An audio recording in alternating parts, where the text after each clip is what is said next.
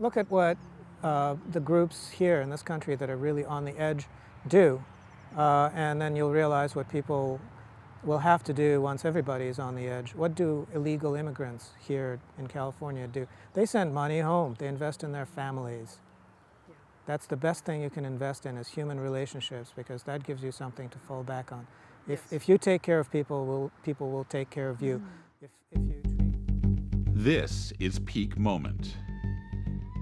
We are living at a peak of human innovation, information, wealth, and health. But we're also at a peak of population and consumption, with rising temperatures and declining resources fueled by cheap oil and gas. Peak Moment Television, bringing you examples of positive responses to energy decline and climate change through local community action. Hi, welcome to Peak Moment. I'm Janaea Donaldson.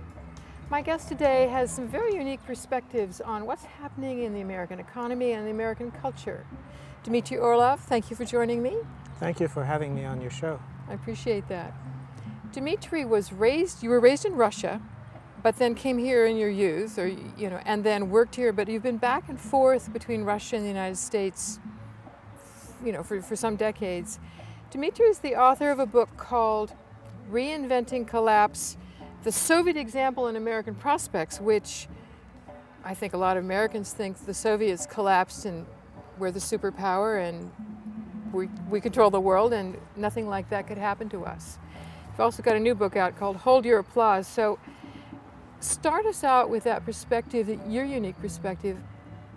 What happened in Russia that you think might be happening here or is happening here? Tell us. Well, Russia was really symmetrical, or the Soviet Union was really symmetrical with the United States as a post-World War II industrial superpower. And the fact that it collapsed first is reflective of the fact that a command and control economy is marginally less efficient at chewing through and destroying natural resources than a market economy. But it just collapsed first. It didn't really...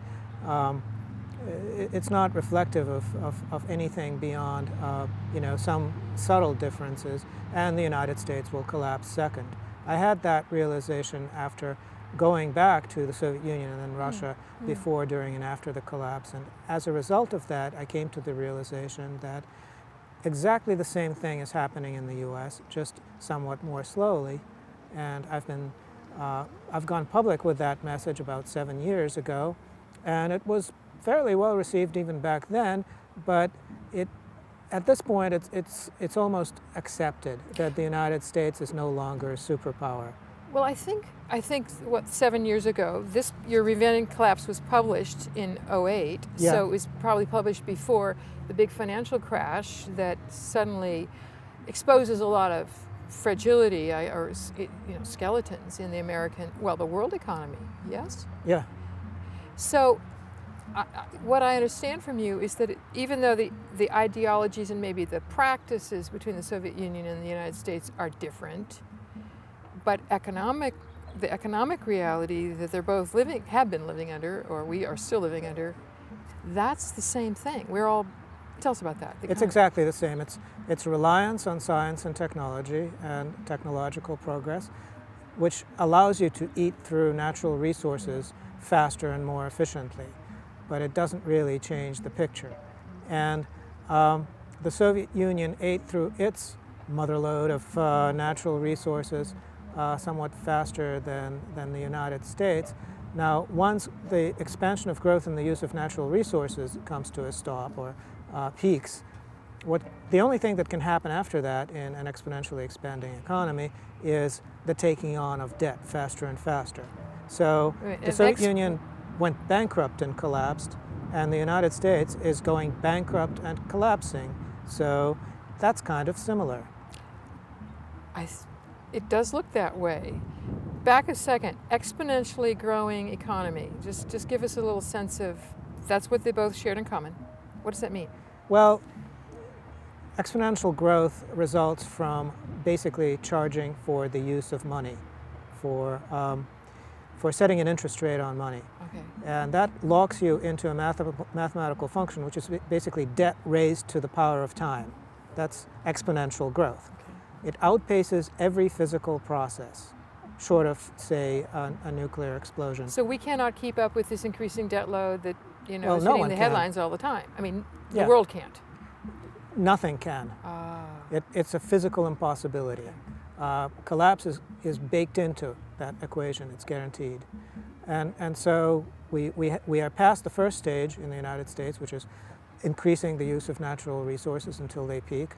We're almost through the second stage, which is take on more and more debt until the whole thing becomes just completely ridiculous. Tell us about then the next, you know, the stages, other stages that we might have ahead of us. Well, I've actually detailed that, and I've defined the 5 stages of collapse, and the first one of them we're almost in the middle of, which is financial collapse. It was papered over in 2008, and now that paper is wearing rather thin. It's really quite impossible to figure out a way to pay down the U.S. debt without inflating it away and various other means that are extremely disruptive. Now, once financial collapse happens, the next thing that happens is commercial collapse, so that all the different ways that people have of gaining access to the survival necessities using money and using imports go away. And they have to fall back on local resources for just everything they need.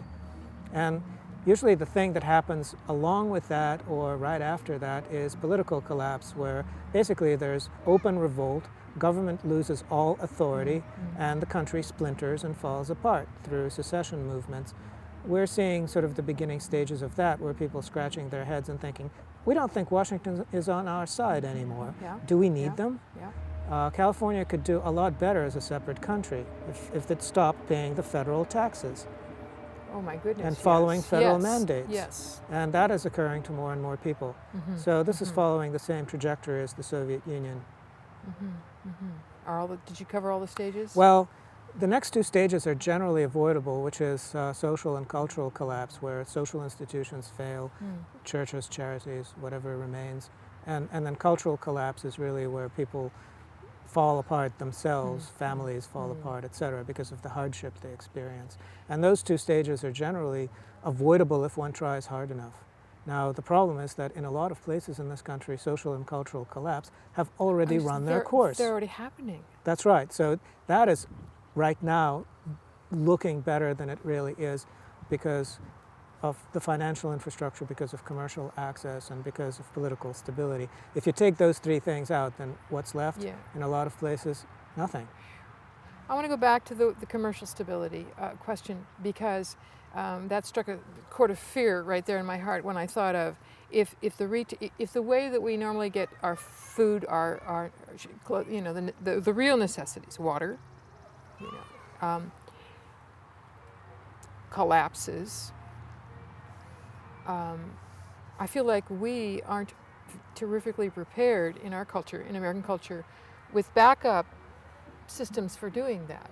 I mean, yes, we have some local growers and CSAs and so on, and I think one of your points was that people in Russia were already had many of those things, those other means of getting things. Tell us. Yes, the Soviet Union inadvertently, through various problems that it had, achieved a high level of collapse preparedness. Not that they prepared for collapse, but it was, as a side effect, something that did happen. That the system there was, in some ways, very resilient in the face of collapse, and it allowed the people there to muddle through. Nothing like that exists in this country, where it's either everything working perfectly or call in FEMA and evacuate everyone. And even that is not working perfectly. And that is by no means working perfectly. Because we have, I mean, the food on the shelves in the supermarkets, what, 3 days or some frightening number like that. So people basically have to make their own preparations, and it's not just preparations for collapse, it's just a complete change of orientation and culture and expectations. It's a wrenching experience. It takes many years to adjust.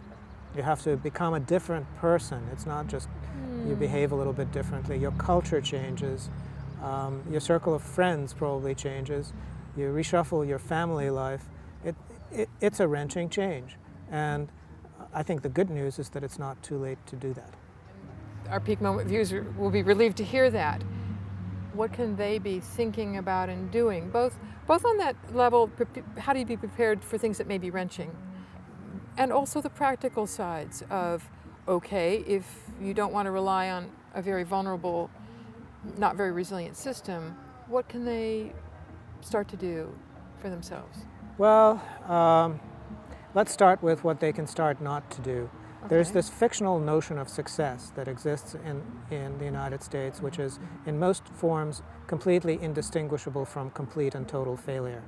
Successful people go to work all the time. They work 60, 80 hours a week, achieving absolutely nothing, riddling themselves with various ailments that are expensive to treat, alienating themselves from the rest of humanity because they're stuck at work all the time, and of course convincing themselves that the stupid stuff that they do for work is somehow important because otherwise they wouldn't be able to keep going. So the first thing people have to do is stop doing what they're doing, abandon this faulty notion of success that results in them going into debt and the rest of the country going ever more deeply into debt, chewing through national treasure at faster and faster rates, going faster and faster towards bankruptcy. The whole idea of doing more to achieve less, should really sink in, and people should try doing less. Now, the first thing you have to do to be able to do less is to need less, to really cut your resource use, cut your burn rate, get rid of possessions, simplify your life, and become idle. And out of that idleness will come the realization of the very few things that you actually need and that you need to do to get. You're asking about a real profound change in our personality structures, our character, Absolutely, yeah. But in the mix of the people here in this country, there are plenty of people who are, kind of following my prescription already. They're just being ignored and neglected and treated as low-status individuals. And once the high-status individuals all are done running around and killing each other, those people will be left behind to pick up the pieces. What an amazing picture, because certainly in America you figure that the people that are wealthy and in the powerful positions at the top, all the people that manage to get the wealth transferred over to them, the 1% that have the 90% wealth, are going to be the victors here. They'll be insulated from that kind of collapse. Their wealth is ephemeral. It only exists as numbers and letters on pieces of paper. Their wealth is denominated in future industrial production that does not exist because of lack of resources. Wow. So the folks that are, the folks that are sort of in the sidelines here but are getting the message of what you're saying, what kinds of things, your first step was to realize what you really do need and don't need. I mean, to let go of a lot of stuff, right? Yeah. And then, once you come out with, and get rid of debt, yeah? Mm-hmm. Then how do you find, then what? Well, look at what the groups here in this country that are really on the edge do, and then you'll realize what people will have to do once everybody's on the edge. What do illegal immigrants here in California do? They send money home. They invest in their families. Yeah. That's the best thing you can invest in is human relationships, because that gives you something to fall back on.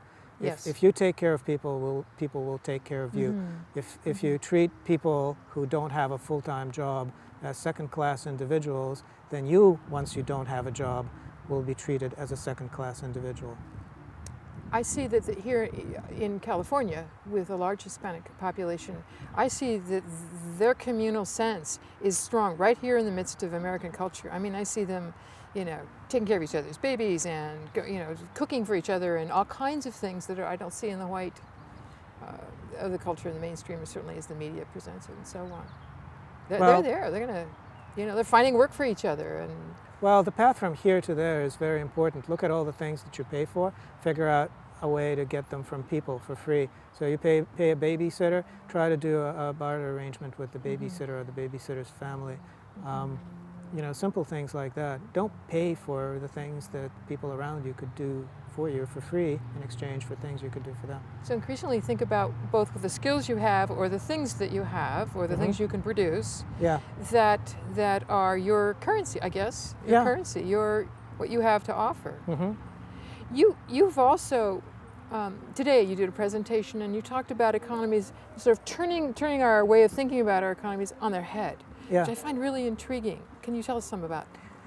Well, there is a way of living that has been with the human species throughout its history, where most of what governs your interactions with the people around you is gifts and the debt of gratitude.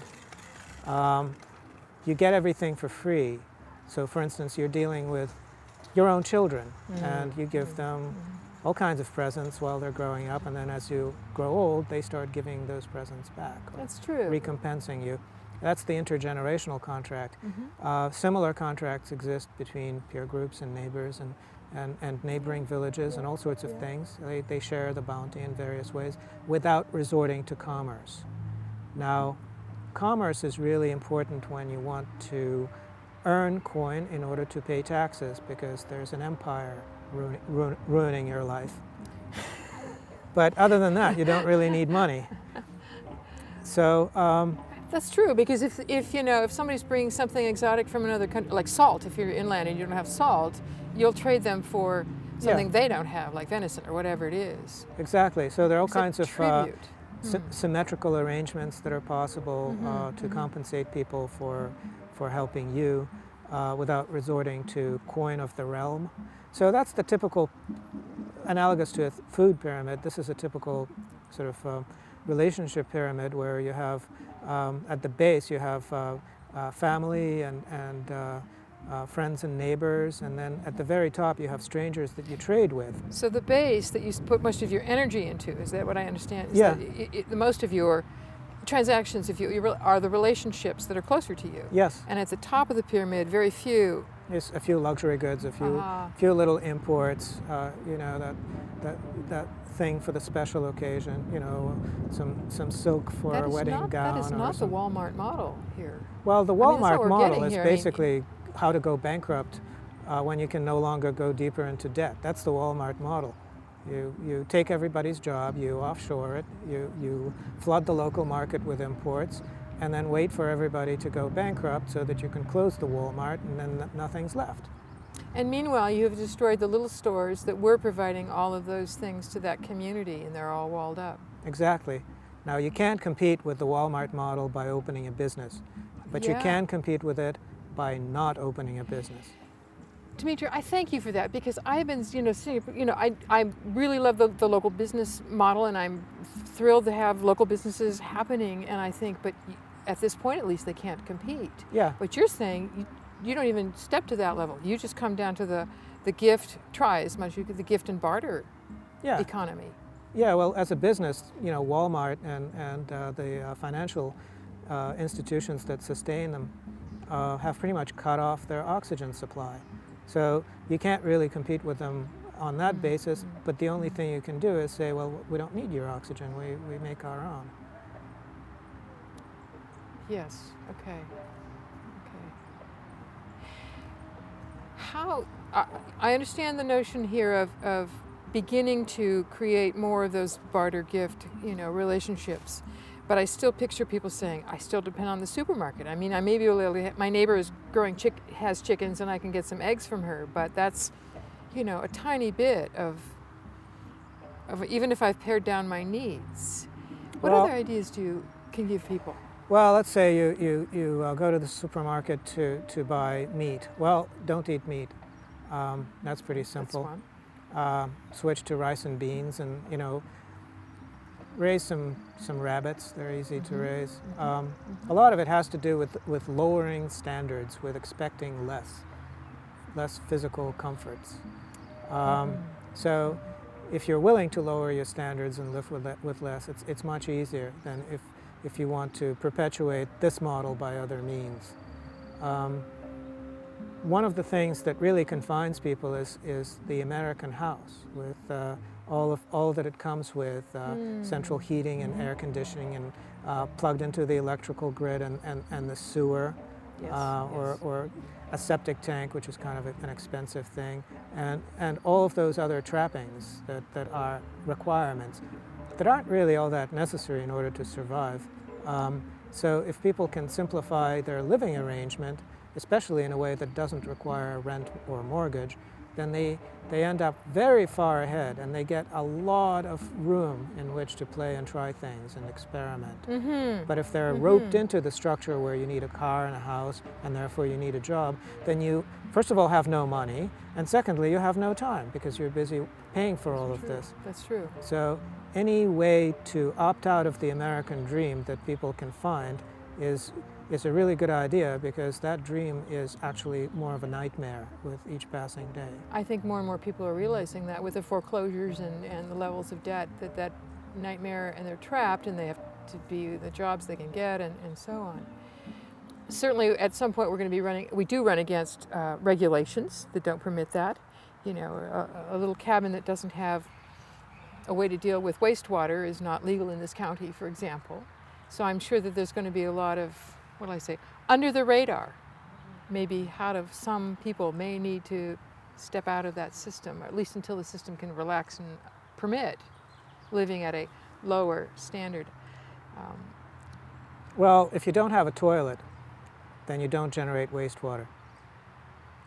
So there are ways of skirting various requirements. Yes, indeed. I mean, there's certainly people doing the human manure and yes, composting toilets. It's just that a lot of people have high standards and find these solutions unpalatable. So they'd rather work every living day of their life and not think about this. But you know, it's their choice, and it seems like a poor one. I think that increasingly I'm finding that the folks listening to Peak Moment are more and more interested to see what could be possible in the directions you're talking about. And maybe not even seeing it as lowering perhaps some standards, sort of the American view of what the standard of living is, the affluence in the 6,000 square foot house and so on. But other things compensate for that, where your standard of maybe relationship is higher because of this. Yeah, absolutely. One of the things that Americans really sacrifice is to basically have a choice over who they deal with.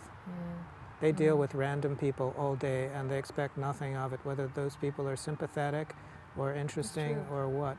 They're just kind of thrown in and roll with the punches. But if your requirements are a lot lower, then you get to pick and choose who you work with and who you deal with. You yourself have made some interesting choices about how you live. I mean, you're following your own advice. I mean, tell us about that. Well, I got rid of the house and the car, and we bought a sailboat. We moved aboard. We sailed it all over the place from Maine to Florida. We took a break for a little while, and I refitted the boat so that it's much more comfortable now. Nothing fancy, you know. I basically used Home Depot insulation and things like that, and plywood, but it just made the boat a lot better for our needs. And now we're back on board and getting ready to sail off again. Now, a sailboat is amazing because first of all, there are very few regulations that govern what you do with it. So it's a good test bed for green living. And of course it has to be off the grid because it's a sailboat, it moves. And it's compact enough and small enough so that big projects that would be just incredibly expensive in a house, like super insulating a house, is an expensive proposition. Super insulating a boat is what, $1,300? That's what I spent doing it. So things like that allowed us to do a lot of things that we otherwise wouldn't be able to do, like not work for periods of time. So Dimitri, who's we? Me and my wife. Okay, two of you, and how, sort of square foot, equivalent square foot kind of quality. What would people? Well, there's really no real it's not equivalent. quite the same. It's because every chunk of space on a sailboat is used for multiple uses, not just one. I walk into a house now, and what I see is empty space. I see wasted space. But a sailboat is more of a jigsaw puzzle. But, I can count places to sit in a boat. I think that there are like 1, 2, 3, 4, 5, 6 comfortable places for each one of us to sit. And that counts for a lot. Allows some variety. Sure. Yeah. And that's something that matters. How comfortable are we when we're sleeping? Well, we're very comfortable. It's like a crib. Now, of course, I'm expecting that on your sailboat you are probably not attempting to grow your food. Not on a sailboat, but there are some things that I've started exploring that are kind of interesting. There are a lot of islands that you can only really visit if you have your own boat, and some of them if you only have your own sailboat because they're remote and you'd burn so much fuel getting there in any other way. But you can just anchor off some island and go on there, and a lot of these islands nominally are owned by someone, but they're not used, they're abandoned. And you can do various permaculture things there that will, if you visit next year, suddenly you have a lot of edibles growing in the wild. So there are tricks like that to be used. Also, you can dock the sailboat in various places next to a patch of land you can farm for a season. Yes, all right. And then you farm that land, but your residence moves with you, so you don't have to even have a cottage on that land, maybe a tool shed or something like that. So it opens up a lot of possibilities. And you can move to a place that's palatial. You know, it's the outdoors are the greatest palace there is. Yes, absolutely. We have 1 minute left. Okay. What little gem, what have we not said? I don't know. One thing I would like to point out to people is, you know, I overhear a lot of conversation, and I'm asked often, what can we do to change the minds of those around us? And, you know, the only reason I do what I do is because I have this blog and the ability to publish, and, you know, so somebody handed me a megaphone and I'd be remiss if I didn't use it, but it's not like I'm in the retail business of convincing one person at a time. And my advice is, don't even try, just be available, be knowledgeable, and be willing to answer questions when people do ask them. But imposing your worldview on others never works at all. Maybe the best answer is just to be the example. Well, inspire by example. That is certainly, you know, I hate hearing from people who say, well, I'd love to do this and that and the other thing, but I can't convince X and Y to follow along. Well, try doing things by yourself in the time that you have. Make little changes first, and big changes will follow. People don't believe people who just talk. Thank you for being one of those examples. I mean, you inspire me. You inspire a lot of people by living it. And I will add, in reading your books, by just poking holes, by telling the truth of what you're seeing here. It's very refreshing to not have, you know, the stated agendas.